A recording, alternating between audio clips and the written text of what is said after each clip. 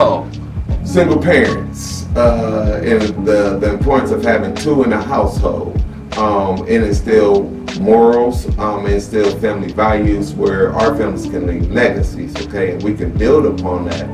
We can build, and each generation gets better. We can create generational wealth. We can have strong educational values, strong jobs, strong careers, more college graduates. It's so quintessential to have two parents in a household, that mother and that father, to raise that kid in unity. I see. Man, I didn't know. I just flipped the page. I thought it was just this one page of things. So, talk a little about new parents, becoming a new parent. I'm just going through some of the titles here. New parents. What was your take on that?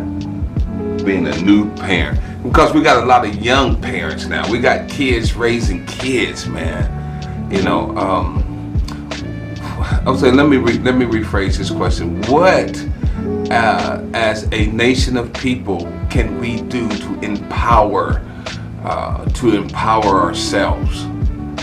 Because one of the things I'm looking at now is that it's a saying say we're looking for love in all the wrong places, but we're looking for answers in all the wrong places. Black Lives Matter, we're doing all this, and so my thing is, until we seek the Most High, then that's the only way things going to change. So what do you think about everything that is going on now? So we kind of switched politically here. I just switched over politically. Everything that's going on now with our people, police brutality, and this thing's been going on for years. Yeah. So what do you think will change this? I don't know if it ever will, cuz. You know what? I'm gonna be honest. It's good. I gotta be totally honest. I'm reminded of a time when, future the slaves used to be, hunted down by the paddy rollers. And those were, bounty hunters, white bounty hunters that was called paddy rollers. And what do we got today? We got the paddy wagon. Wow. Speak on it. Wow.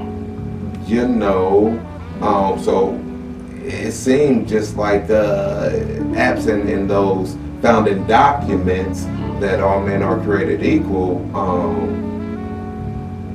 We really have to embrace education and really dive in strong and become of an academic cohesive nation. As blacks, man, and as poor whites, as the less privileged, the immigrants and the people coming from refugee camps coming over here in the United States, they gotta understand, in order to climb that stratified level of excellence and to become, to reach that American dream, if you will, man, it's not gonna be through no pipe dream, NBA, NFL, rapping and stuff like that. We gotta get out of that that mindset. Yeah. You gotta do it via education. And you gotta start seeking higher education. And if you say college ain't my thing, go to trade schools. There's so many things out there for us. We just don't tap in because we don't know. We don't have those type of resources and those type of help.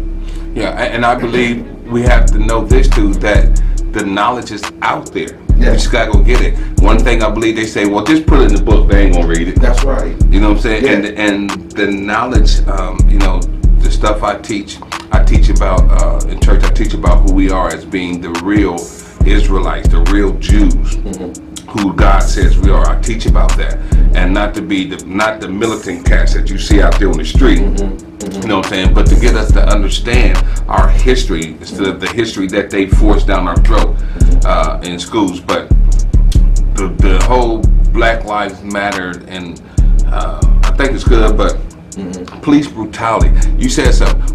It's never going to change because this is biblical history that's being played out. Jacob and Esau. Okay. Esau hates Jacob. Yeah. So what do you think should happen or can happen, or or do we have the propensity to make it happen? I guess as a people, what can we? Because there's something we got to be able to do something though, right? Yes. What can we do? What can we do for unity? If this is not going to stop, then what is our place? What can we do? You know, if I say we should go to City Hall, organize more protests, then people say I'm being a pacifist. If I say we should be like the Panthers in the 60s and exercise the Second Amendment, people say I'm being militant. I don't know. That's good. But I, you know, once I know, I will act. That's good. Once I know, I will act. But I do know unity is strength. That's good. I do know that. And I do know the person that we have in the highest house of our nation has caused a lot of turmoil in our nation and has provoked a lot of hate and tried to perpetuate, you know, this system that we know that's systemic racism. And people really get off on that type of stuff, man. And I think racism really is an illness. It's an illness.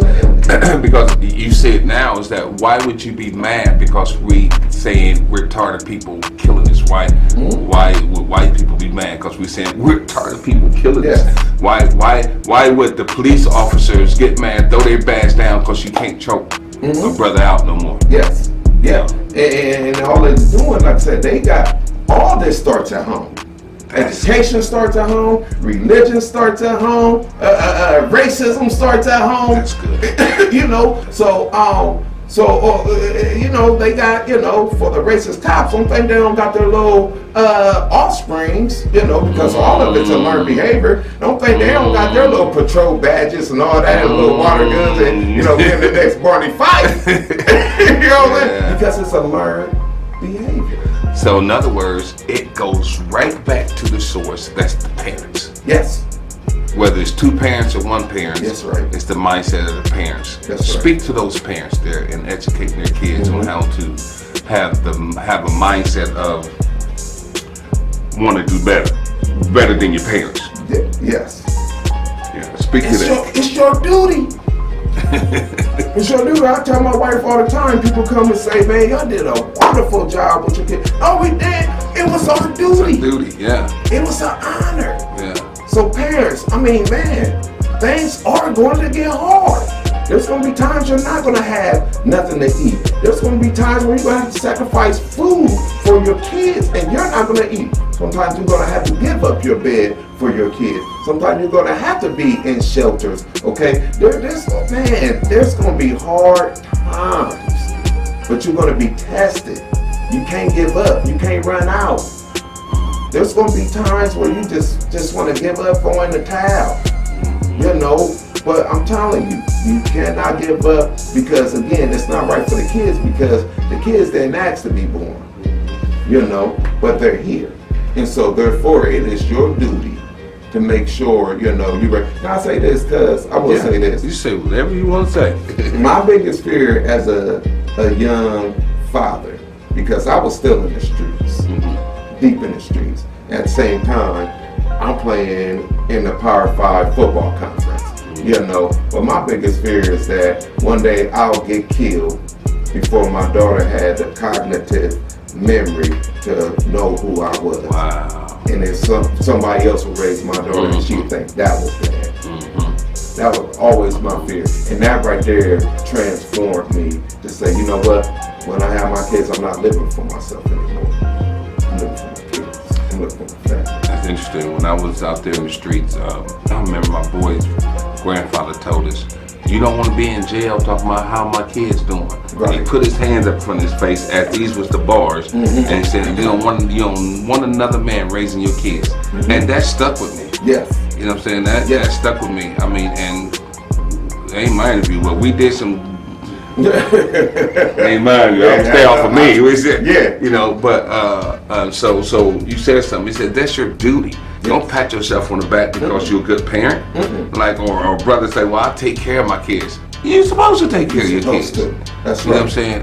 But this society has taught different. The mindset, we're going to definitely have to get Cuz on because the mindset of our young ladies nowadays are even different on how they date, how they look for men, and how they raise their kids. A lot of this stuff is different. Drugs versus optimism. What is that about? Oh, man. Again, God bless her soul, my mother struggled with drugs. And I'm talking about, the Felicia Rashad, she was like, her and they just look so much alike. I mean, she was first lady in the church, phenomenal, a true philanthropist, just always was there for people, man. And to see how, drugs had came in and infiltrated my mother's life, it was hard, but again, being that we was grounded in a faith-based family, that really gave hope that one day things would be different. Intellectual movement. Ooh. What is that about? Intellectual movement. Just like my man Frederick Douglass, especially when Frederick Douglass used to come to Columbus and he used to speak at our very own steakhouse back in the mid 19th century. A lot of people just thought he was an imposter. They never thought he really was a slave. And like I'm telling you, when I try to make my story applicable to the youth as a community leader, I say, Mr. Butler also had an IEP. Mr. Butler was also had a slow learning disability. And they said, no, man, you're an imposter. Ain't no way. And that really, seeing me being ridiculed and oppressed, it really made me really want to work harder to overcome, my deficiencies. And, and I'm still overcoming. I think we'll continue to evolve as we get older because we never stop learning. We never stop learning. And what's the good young age you are now? 43. 43. So what have you learned at 43 that you didn't know at 23? Ooh. To be a polymath. To be a polymath. Okay, break that down. A polymath is an expert at 3 subjects. Okay. And in order to be a polymath, you have to study at least 10,000 hours on each subject. Okay. So I'm striving to be a polymath. At the age of 23, my faith wavered a lot. That's good. That's good. Being a young parent, facing a lot of financial hardships and student loans and stuff like that. But at the age of 43 now, I learned to let go and let God. Come on, man. Come on, man. We're going to have to get the wife in here in a minute. I know she ain't trying to be on, but because that's good support. Yes. And how long y'all been married? We've been married for 17, but we've been together for 24. High school sweetheart. Yeah, high school sweetheart. Now tell the young folks about that. Look, he didn't person. Hold up, we gotta take a short card. Hold up, he perked up.